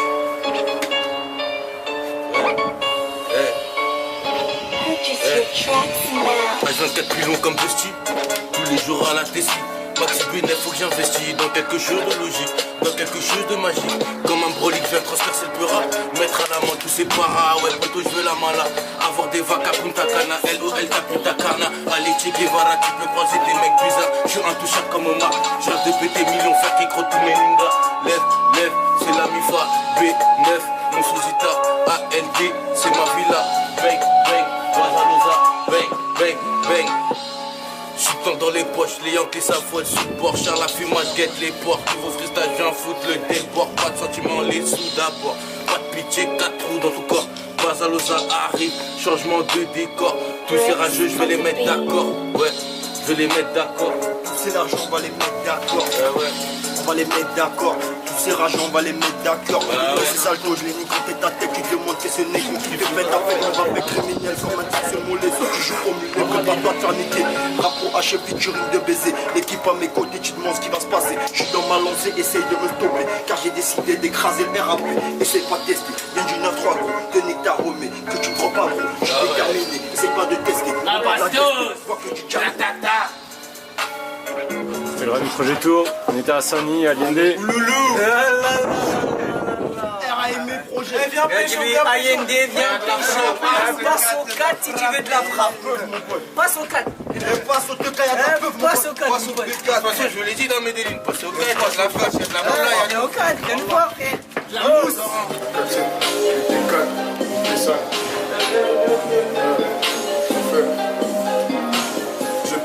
Et emballé, et on peut cesser qu'on a écoulé. C'est trop tard, raté, il vient fermer. Bien sûr, je veux la prendre par derrière. C'est bâtard, je crois bien que je vais le faire. Le état, le choix, il est fait. Vous êtes dans l'eau, à 3, j'attends que la nourrice va prendre tout le doucement. Une fois que je vais te rattraper, je vais te niquer ta mère et j'aurai pas besoin des potards. Je vais finir, je mal dans la tête, tu survivras la première rafale. Comme des fourmis, ils sont nombreux. Mais voilà, c'est fort. C'est pour ça que je les cours et que je passe les putains de rapports. Je compte investir dans la carte. Musée la paix, dans plus d'un 4x4. Je compte rouler à 4 feuilles. Mon chargeur est plein, et toi la pas de carte. Je suis venu, j'ai vu et j'ai vaincu. Ne compare jamais nos deux vécus. Je suis plus en avant, je suis dans le turfu. Je sais qu'elle est bonne, elle fait la tepu. Écoute-moi, reste assis à Frézy. Vas-y à Hajj, on se transforme en missile. 5-4-7, mon négro, ça m'a on m'a posé, j'ai juste ordonné. J'arrive en skate comme un message privé. Ils veulent me rattraper, mais j'ai fini. C'est moi qui vends la drogue, je la consomme. Je viens d'arriver, mais déjà surclassé. Je connais des salopes et beaucoup de bonhommes. L'enculé qui va me baiser n'est pas né. Le rap c'est un jeu, tu peux pas nier. La mélodie de vermine va vous fumer. 12 ans de ventre, le bosseur est fatigué. Y'a-t-il repense à sa paix qui sera motivé. Toujours serein, il vaut même quand y'a les keufs. Pense qu'au billet mauve n'a pas le temps pour les pour faire la teuf. H24, ils vendent la douce. La fille est naïve, mais qu'est-ce qu'elle est douce. Tout seul, j'avance cette putain de merde dans l'air. Parce qu'il y a pas de rallye, c'est gros, c'est de la merde. Tu cherches une solution pour du BNF. Convoqué plusieurs fois, j'ai travaillé devant l'OPJ, j'ai dû beaucoup nier. Toi, tu fumes de la beuh, mais c'est de la merde. Ça te laisse un putain de goût amer. T'es dans une galère, tu sais pas quoi faire, tu vois quand t'es sorti bas sur ta mère. Mamie, s'il y a les bleus, et que t'es Gécha, et la tempête, et t'arrêtes pas. On était à Saint-Denis, à Allende. Viens voir. Passe au 4 et 2 jours, faut pas qu'ils reviennent. Zampa. Faut pas qu'ils reviennent. Faut pas qu'ils reviennent. C'est boîte à rater. Passe. Ouais. BT4, mon pote. Work hard music, it's so good. Allende, c'est Medellin. La moula. Allende, c'est Medellin. La moula. Allende, c'est Medellin. Passe au 4 si tu veux de la frappe. Passe au 4 si tu veux de la frappe. Allende, c'est Medellin. La moula. Allende, c'est Medellin. La moula. Allende, c'est Medellin. Passe au 4 si tu veux de la frappe. Passe au 4 si tu veux de la frappe. Je me demande comment je vais faire. Je sais comment les faire taire. Je sais quand sortir le verre. Je vais pas te faire de fleurs, mais t'arroser avec rancœur. Après l'heure, bah c'est plus l'heure. Tu me dois des sous par malheur. Oh là là, mais quelle erreur. La vente de gueudreau nous fascine. Les filles bien deviennent tout facile. C'est le bordel dans ma ville. Toka 44 missiles. 1143 la résine. ALD ouais c'est l'usine. Je me suis mis dans l'illicite. Le chétan me félicite. Fusil d'assaut sur toute ta clique. Mon gars la R roule un gros split. Sauf un bavette il maîtrise. Fais pas 22 je le cassine. Finir blindé sur une île. Loin des hauts, loin des cris, loin des points de deal. Non je passe cette vie. Je passe ça pour mon fils. La guerre n'est jamais finie. Seigneur faut les punir. J'ai des frères à mes côtés. Et ça je peux te le garantir. Je le verrai à mes côtés. Fais bellec ici ça tire. Fais bellec ici ça tire. Fais bellec ici ça tire. Allende c'est Medellin. La moula. Allende c'est Medellin. La moula. Allende c'est Medellin. La frappe. Passe au 4 si tu veux de la frappe. Passe au 4 si tu veux de la frappe. Ouais. Passe au 4 si tu veux de la frappe. Allende c'est Medellin. Allende c'est Medellin. Passe au 4 si tu veux de la frappe. La frappe. Passe au 4 si tu veux de la frappe. La frappe. Passe au 4 si tu veux de la frappe. Ouais. Passe au 4 si tu veux de la frappe. Passe ma gueule. Tous les jours dans le Banks. Midi comme dit Daba.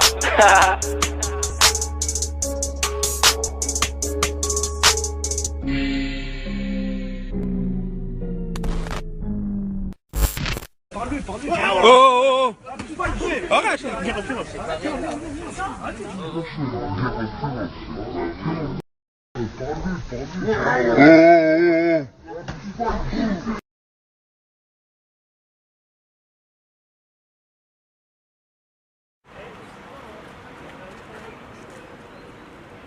Dans la nuit du vendredi au samedi, j'étais avec des amis, on a fait une très bonne soirée. Et vers 2 h du matin, je rentrais chez moi, j'avais très faim et je voulais manger un kebab. Et je suis rentré dans l'établissement, j'ai commandé mon sandwich et je suis sorti pour vapoter ma cigarette électronique. À ce moment-là est arrivée une voiture de police. Il y a celui qui est au volant qui est sorti, qui m'a demandé ma pièce d'identité pour un contrôle. Je lui ai demandé quel était le motif, la raison. Et aussitôt, il m'a poussé par terre. Et son collègue qui était assis à droite du véhicule est venu et m'a porté des coups de pied dans la tête. Doucement. Parle-lui. Oh arrête là, qu'est-ce que tu fais? Moi, j'ai pas voulu fuir ou m'échapper dans la mesure où j'avais bien ma pièce d'identité sur moi, je suis français. Et donc il n'y avait aucune raison que je m'enfuis ou que je résiste ou que j'essaye de les provoquer ou quoi que ce soit. Donc voilà, j'ai essayé de me protéger la tête. À l'esprit, je revoyais toutes les scènes qui sont déroulées en France contre les violences que les policiers font contre les personnes. Et ça m'a vraiment... J'ai pris peur, et je me voyais mourir, parce que là, des coups portés sur la tête, ça fait peur. Aussitôt derrière, il y a des jeunes qui étaient devant le fast-food aussi, qui ont crié « Qu'est-ce que vous faites? Arrêtez !» Et à ce moment-là, ils sont remontés dans leur véhicule et ils sont partis. Et les jeunes m'ont dit « Monsieur, il faudrait que vous vous asseyez parce que vous ne vous sentez pas bien. » Et ce sont les jeunes qui ont appelé les pompiers en fait. J'ai eu très mal et même là, j'ai encore des douleurs là, sur mon tympan gauche. Et là, pour manger, là, ce midi, puisque j'étais au travail, j'ai eu très mal à la mâchoire parce que je ne pouvais pas mâcher convenablement. Et j'ai ma langue là, qui me fait mal parce que le coup de pied qu'il m'a porté au niveau de la tête a fait en sorte que j'ai dû me mordre la langue. Et vous pouvez le constater d'ailleurs. J'ai une fente là sur la langue, donc voilà, c'est indigne, c'est incompréhensible. Je ne suis pas un violent, j'ai quand même les pieds sur terre, j'ai une quarantaine d'années. Et voilà, j'ai un fils et je sais ce que c'est, hein, le respect de la loi. Et donc voilà, je ne comprends pas. Je suis traumatisé d'ailleurs. Et je me pose sur la question, qu'est-ce qui a pu bien se passer pour qu'il s'acharne sur moi ainsi? Je pense avoir eu énormément de chance parce qu'il y a des jeunes qui étaient devant l'établissement, le fast-food, qui ont pu filmer la scène. Et qu'il y avait aussi du passage. Si c'était dans un endroit reculé ou dans un endroit pas très éclairé, je ne pense pas que je serais encore là de nos jours en train de vous relater les faits de ce qui s'est passé ce soir-là. J'ai toujours entendu ça dans les faits divers ou au journal télévisé. Pour moi, j'étais loin d'être touché par ce genre de phénomène. Et là, quand ça arrive, on est vraiment surpris, on est surtout choqué. Et on a du mal à comprendre ce qui s'est passé, pourquoi cet acharnement, pourquoi cette violence, Voilà, c'est des questions sans réponse en fait. Voilà. Quand c'est aux autres, on dit peut-être ils ont cherché, mais quand ça arrive à soi, alors qu'on n'a rien fait, on se dit finalement, oui, il y a quelque chose qui ne va pas. Il y a quelque chose qui ne va pas au sein de la police. Voilà. Et ceux-là, on devrait les retirer de la police parce que c'est pas digne.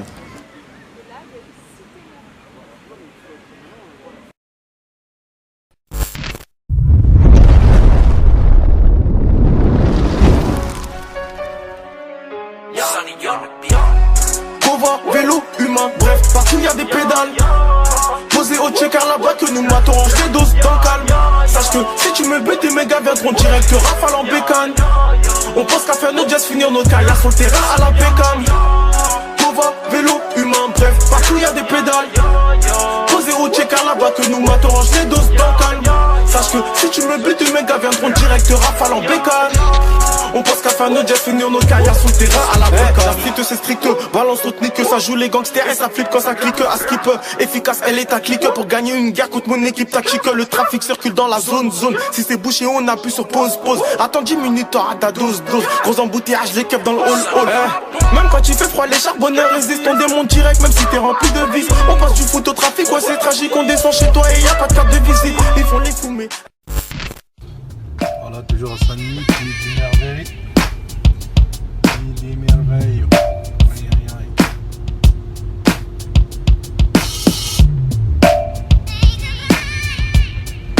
Regardez-moi ça. On est arrivé aussi.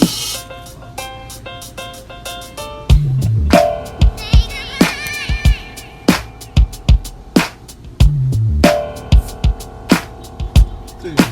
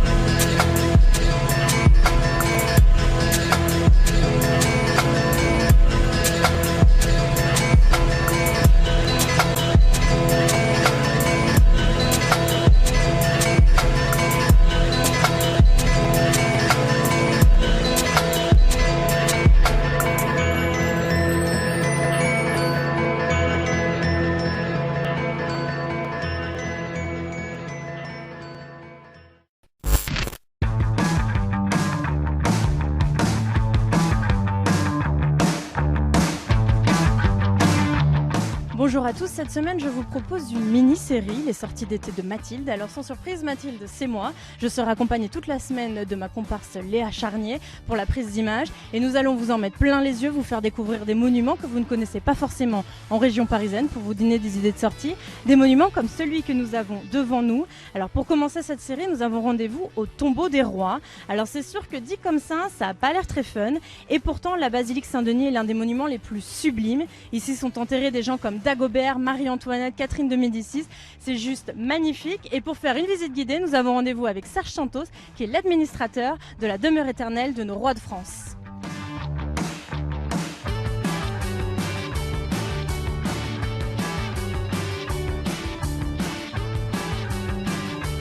« 43 rois, 32 reines, 10 serviteurs de la monarchie, 60 princes et princesses, plus de 70 gisants et tombeaux du XIIe siècle au XVIe siècle, et tout ça dans une immense cathédrale, puisqu'on l'appelle basilique, mais elle est cathédrale depuis 1966. Qui fut le premier roi à avoir choisi cette demeure pour être sa demeure éternelle ? Alors le premier roi, c'est un roi que tout le monde connaît, que les enfants connaissent bien, c'est le roi Dagobert qui a été enterré ici en 639. Mais même avant, il y avait une reine. Le premier roi, c'est une reine qui est enterrée à Saint-Denis, la reine Arégonde qu'on a découverte par hasard en 1959, enterrée dans la crypte, dans un sarcophage avec des très très beaux bijoux en or, en argent et en grenat. Vous avez une collection impressionnante, vous avez plus de 70 gisants, donc une collection unique en Europe. On va peut-être commencer à aller en découvrir certains. Avec plaisir. On commence par lesquels ? Alors, il faut savoir qu'on a commencé à représenter le roi et la reine ici très tardivement finalement, pas avant le XIIIe siècle. Et c'est le roi Saint-Louis qui, en faisant reconstruire cette grande cathédrale de lumière, avec des vitraux étincelants, un chef-d'œuvre de l'art gothique flamboyant, eh bien, il a commandé en même temps 16 gisants, 16 représentations allongées, puisque gisants, ce sont des sculptures allongées des rois et des reines. Donc il en a commandé 16, des Mérovingiens, des Carolingiens, des Capétiens, tous autour de la figure de Dagobert, tous en pierre, tous peints.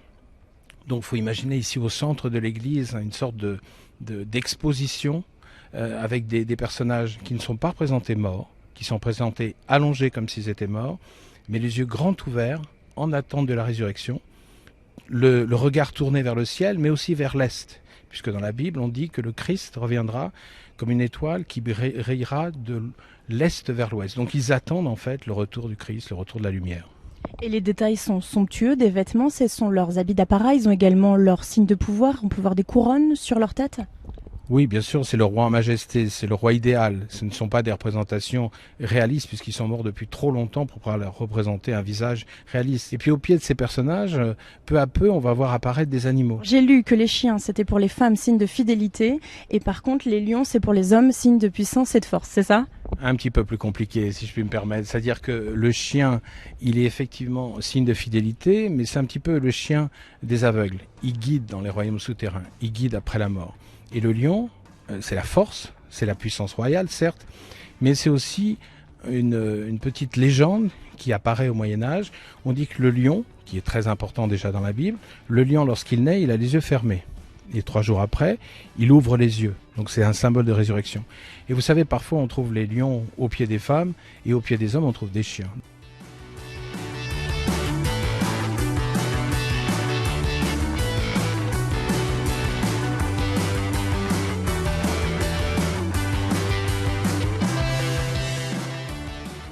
Ce qui est très étonnant par rapport aux autres gisants, c'est qu'il est couché sur le flanc gauche. Alors on s'est longtemps demandé pourquoi il priait comme ça couché sur le flanc gauche. Eh bien il regardait vers les reliques de Saint-Denis, puisque les reliques de Saint-Denis, le corps de Saint-Denis était présenté jusqu'au XIIe siècle sous nos pieds, c'est-à-dire à l'aplomb même du maître-autel. Et puis ensuite les reliques ont été placées dans le chevet supérieur. Alors vous avez ici un évêque qui lit le songe d'un ermite qui est couché sur une nasse. Et ce songe, c'est quoi ? Eh bien, c'est l'âme de Dagobert qui est présentée comme un petit enfant nu avec une couronne, qui prie, qui est au milieu d'une barque et qui est amené en barque vers un lieu infernal parce que, selon la tradition, il avait volé un certain nombre de terres à des abbayes qu'il avait gardées pour lui.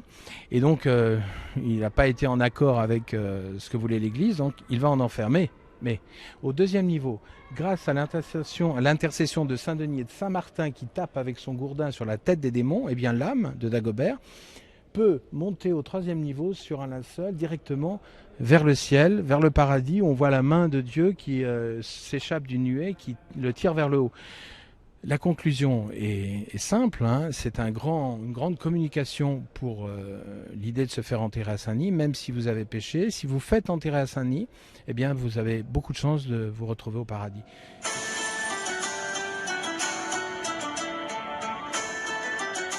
Une passagère inattendue, près de Reims, 1515. En l'an de grâce 1498, Louis XII devient roi, mais le souverain n'a point d'héritier. Il fait donc venir à ses côtés son cousin.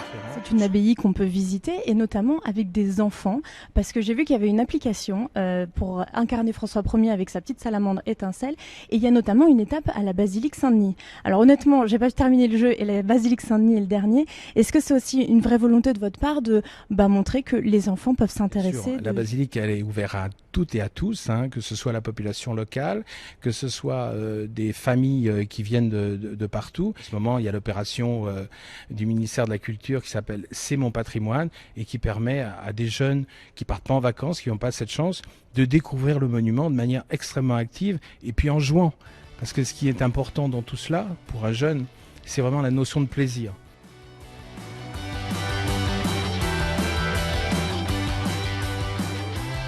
Tous les gisants et tombeaux de Saint-Denis sont vraiment des tombeaux originaux, hein, parce que beaucoup de gens pensent que parfois des choses ont été détruites, mais on les voit comme les gens du XVIe siècle l'ont vu. Il y a eu pas mal de péripéties autour du pied d'Henri II qui avait été retrouvé dans une brocante. Est-ce que c'est vrai ? Oui, effectivement, plus ou moins chez un brocanteur, voilà. Et il faut dire que à l'époque de la Révolution et après, il y a beaucoup d'objets qui se sont retrouvés vendus, achetés par des étrangers ou des différents types de personnes. Et ils s'est retrouvé dans les collections des musées de la Renaissance. Et là, dans quelques jours, on pourra admirer le pied original de Henri II.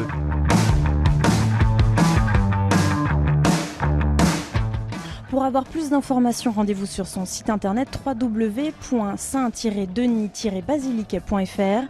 Merci au Centre des Monuments Nationaux de nous avoir ouvert les portes de son monument. C'est un établissement public qui restaure et met en accessibilité une centaine de monuments en France. Demain, le Centre des Monuments Nationaux nous permettra de découvrir un autre endroit sublime. Merci à Léa Charnier qui est avec moi pour la prise d'image. En attendant, si vous avez des bons plans, des idées de sortie sur Paris ou ailleurs, n'hésitez pas à les partager. Moi, je vous dis bonne journée à tous, à demain.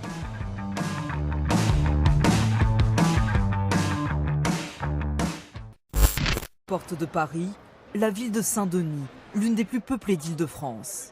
Après la capitale, c'est la ville qui accueillera le plus d'épreuves pour les JO de 2024. C'est une super chose, une très bonne chose, et que ça va dynamiser un peu la ville. Au moins, il y aura un peu plus d'infrastructures au niveau de la ville de Saint-Denis. Ça va permettre de mieux connaître la ville de Saint-Denis, de mettre de côté les préjugés qui sont le plus souvent mis en avant.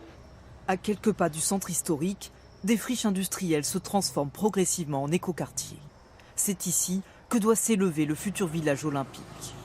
On va passer, on va dire, d'un quartier aujourd'hui où il y a peu de logements et où il y a surtout une activité de type tertiaire, à un vrai quartier de ville, des commerces, des activités, des équipements publics, du logement, des écoles. Une métamorphose urbaine qu'a déjà connue la métropole. Il y a 20 ans, elle accueillait le Stade de France et dans son sillage, de nombreuses entreprises. Avec les JO, Saint-Denis veut aller encore plus loin et donner un nouveau visage à la ville. Le projet, c'est de reconnecter ces deux parties de quartier par une passerelle qui passerait au-dessus de l'autoroute A1 et qui permettrait donc d'aller des deux sites sportifs, mais plus particulièrement d'aller aussi d'un quartier à l'autre et donc de recoudre la ville. Saint-Denis se met en route vers 2024, l'occasion rêvée pour donner un nouveau souffle à la ville et générer des milliers d'emplois.